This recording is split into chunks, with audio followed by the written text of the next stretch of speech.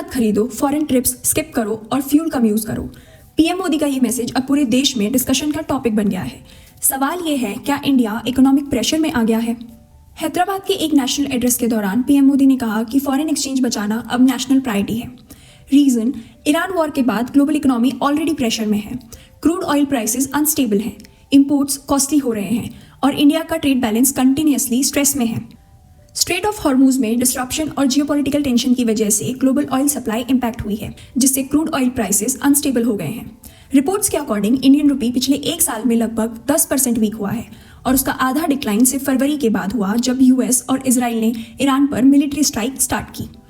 उन्हीं कंडीशंस के बीच पीएम मोदी ने कहा कि इंडिया को फॉरेन एक्सचेंज बचाना होगा, क्योंकि fuel imports, crude oil dependency और रुपी प्रेशर तीनों मिलकर इकोनॉमी पर डायरेक्ट स्ट्रेस क्रिएट कर रहे हैं।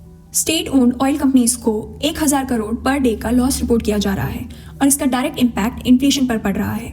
गवर्नमेंट के बजट टारगेट्स मिस हो रहे हैं और फिस्कल प्रेशर कंटिन्यूअसली बढ़ रहा है। अब थोड़ा नंबर्स समझो। इंडिया का गोल्ड इंपोर्ट बिल 2025-26 में अराउंड 6.2 लाख करोड़ तक पहुंच गया है, जो टोटल इंपोर्ट्स का ऑलमोस्ट 10% है।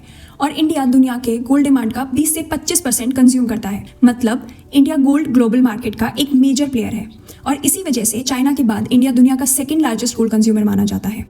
एक्सपर्ट्स के अकॉर्डिंग अगर गोल्ड बाइंग एक साल में कम हो जाए तो इंडिया का करंट अकाउंट डेफिसिट, जो फाइनेंशियल ईयर 2025 में 2.3 से 2.7 लाख करोड़ एस्टिमेट है, वो काफ़ी इंप्रूव हो सकता है।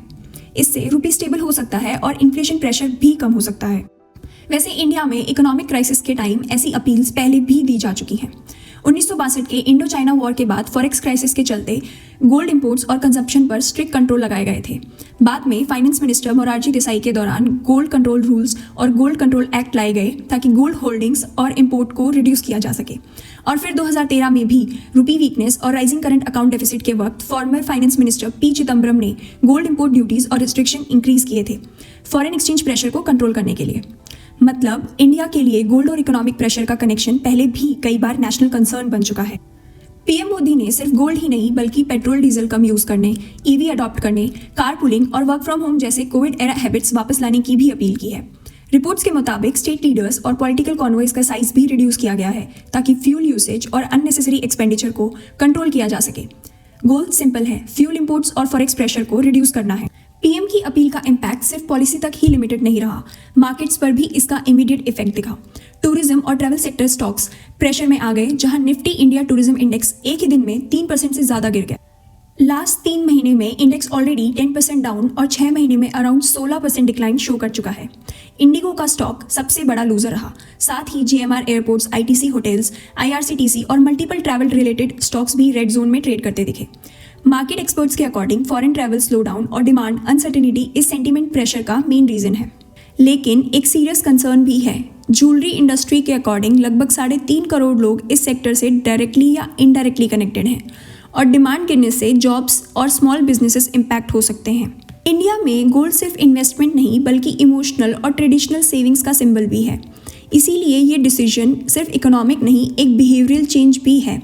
तो सिचुएशन सिंपल नहीं है, एक तरफ इकोनॉमी का प्रेशर और दूसरी तरफ ट्रेडिशन और डिमांड।